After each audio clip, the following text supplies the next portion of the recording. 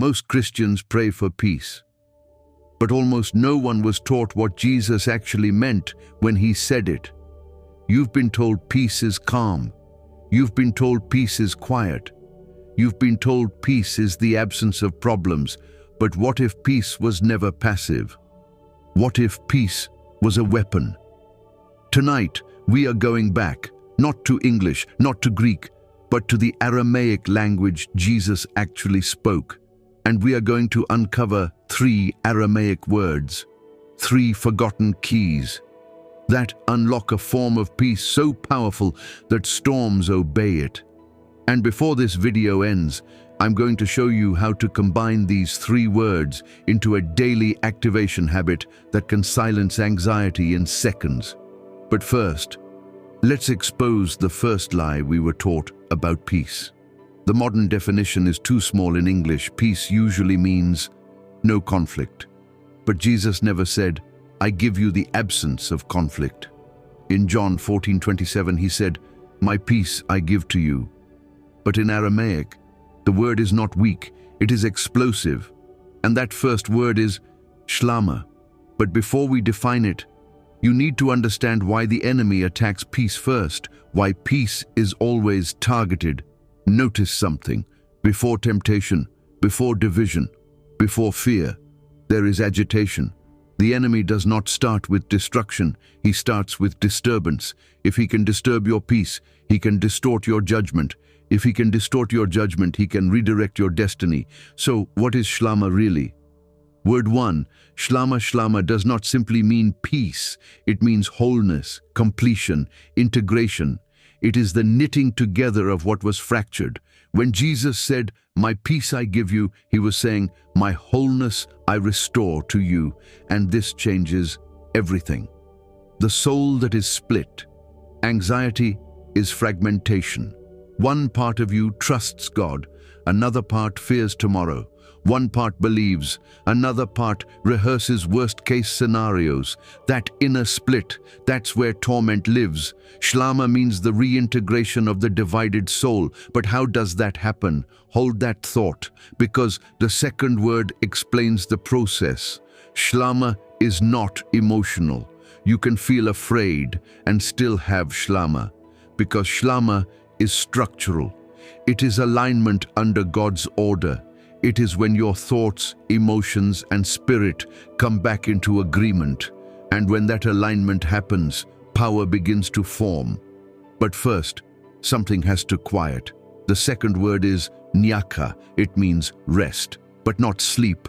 It means inner stillness, quietness under authority. This is the same quietness when Jesus stood before the storm and said, be still. But here's what most people miss. The storm outside only stopped after the storm inside the disciples was exposed. The storm reveals the noise. When chaos rises, it reveals internal noise. Nyakha is not the absence of sound. It is the silencing of internal rebellion. It is when your nervous system bows to faith. And here's the part no one teaches. You can command Nyakha, but you must understand the third word first. Word 3, Khila.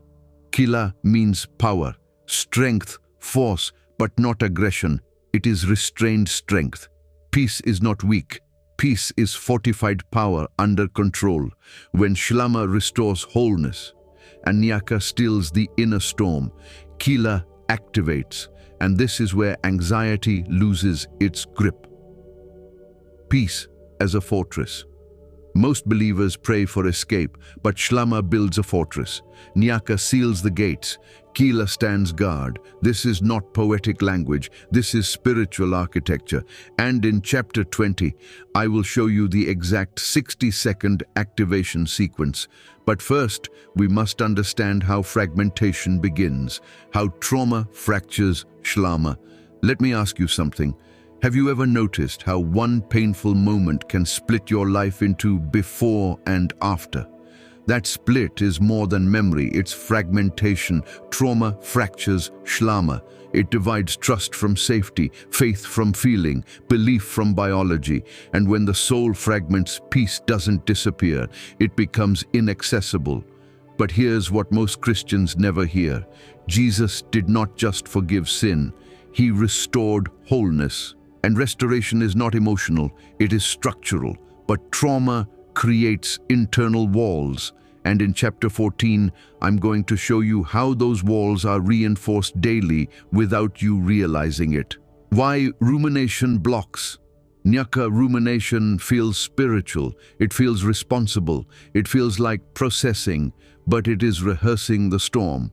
Nyakha cannot enter a mind that is constantly narrating disaster. Every time you replay a wound, you re-energize fragmentation. You think you're solving it, but you're stabilizing chaos. Nyakha requires surrender of internal commentary, and that is terrifying to the ego, because silence feels like loss of control, but silence is where authority returns. And here's the biological layer no one talks about. The biology of fear loops. Anxiety is not weakness. It's a loop.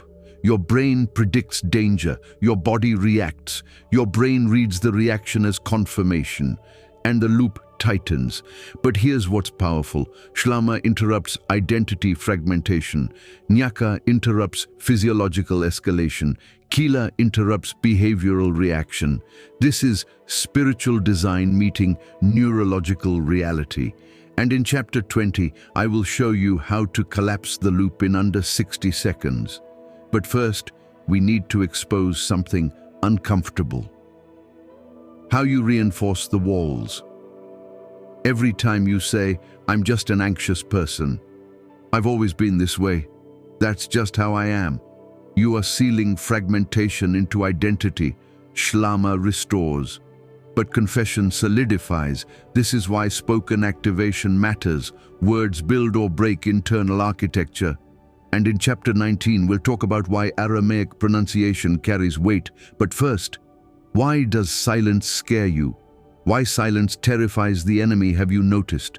When you try to be still, noise increases, distraction increases, restlessness increases, because Nyakha is threatening.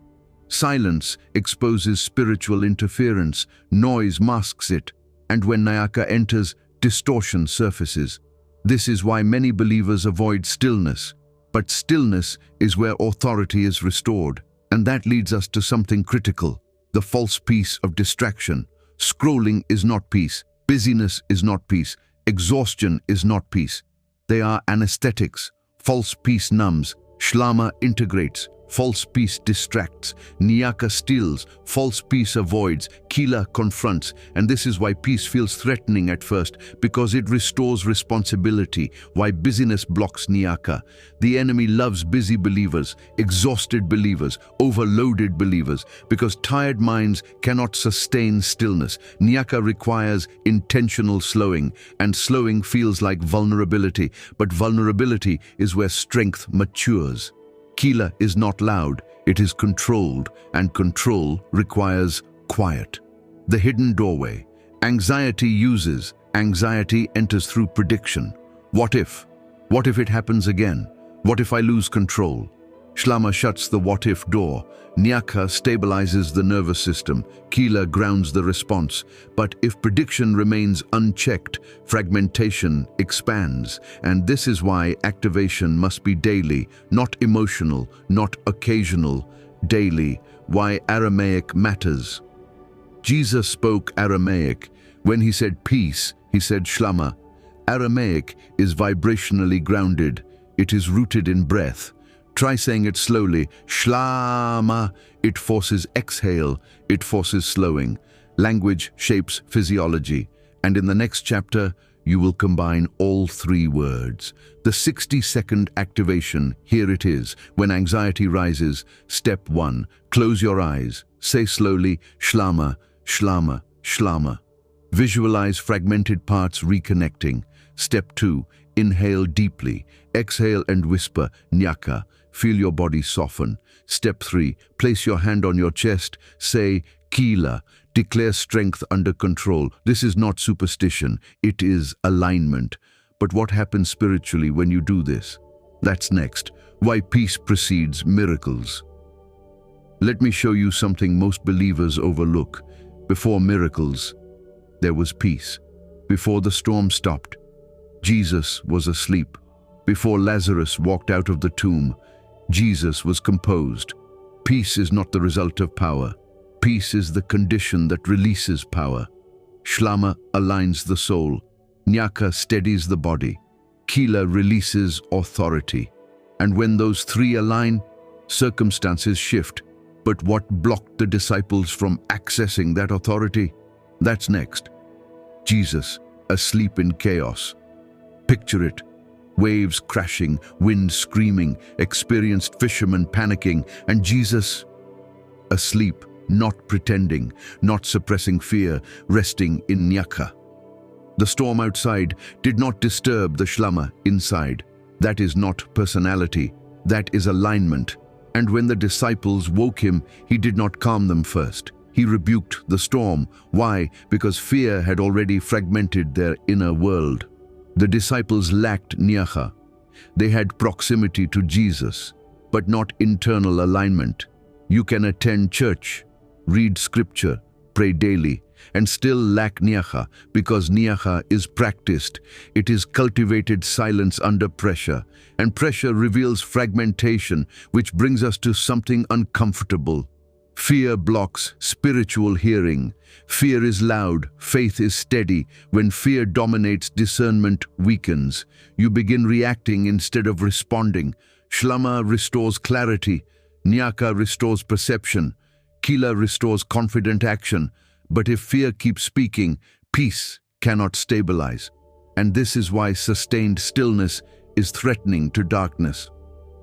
The hedge of protection. Many of you pray for protection daily, but protection is strengthened by wholeness. Fragmented souls leak confidence. Leaking confidence invites instability. Shlama seals internal breaches. Nyakha reinforces stability. Khila stands guard. And when internal order stabilizes, external chaos loses leverage. But how does wholeness actually close spiritual gaps? Stay with me. Wholeness seals entry points. Think of fragmentation like cracks in glass. Pressure hits the crack first. Shlama mends the crack. It reintegrates divided loyalties, divided trust, divided identity. And once the crack seals, pressure has nowhere to land. But here's what most people don't realize. Unity inside disrupts attack outside. Inner unity disrupts external attack. Darkness thrives in division, division in families, division in thoughts, division in beliefs. When Shlama integrates you, attack loses its internal ally, because external pressure needs internal agreement, and Nyakha refuses agreement with panic. Khila refuses agreement with fear, and when those agreements break, peace becomes intimidating. Torment cannot survive sustained stillness. Try this. Sit in silence for 5 minutes. No phone, no music, just breathe. At first, agitation rises. That agitation is surfacing fragmentation. But if you stay, something shifts. Torment feeds on motion. Stillness starves it. Nyakha is starvation for chaos, and chaos weakens without attention. The Book of Remembrance Effect.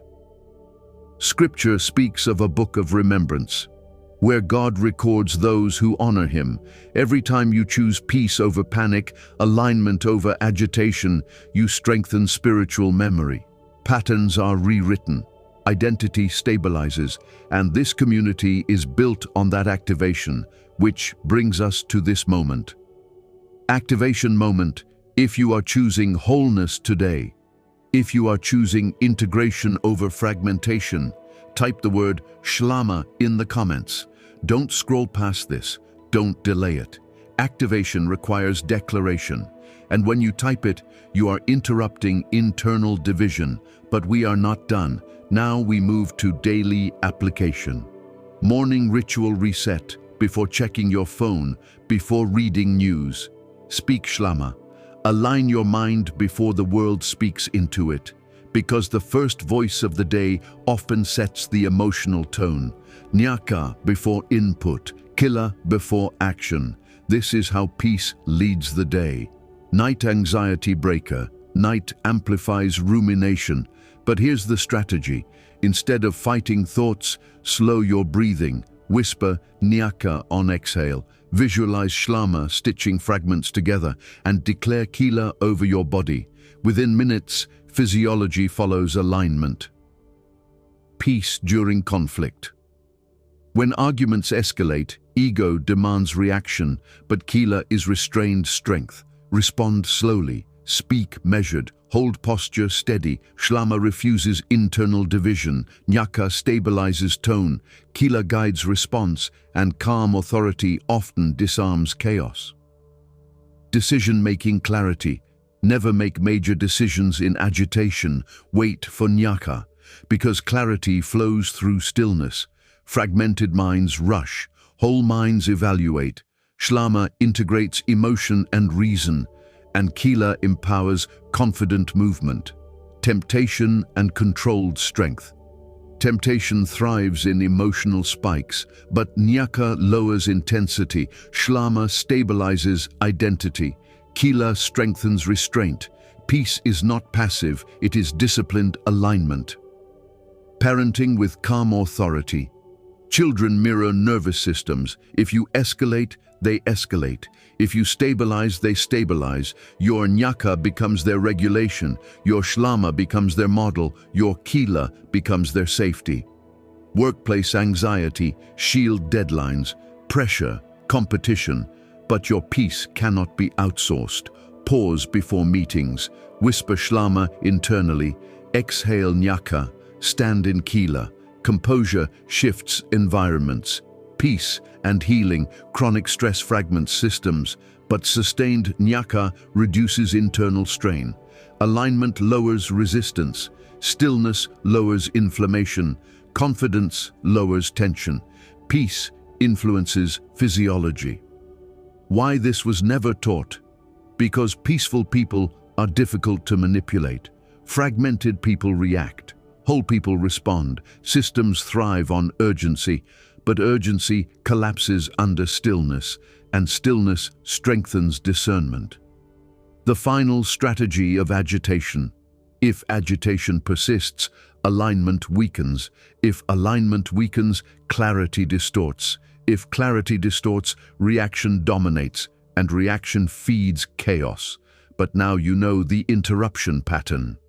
The three words together, Shlama, Nyakha, Khila, wholeness, stillness, strength, not separate, sequential. Wholeness restores, stillness stabilizes, strength activates. Together, they form unshakable peace.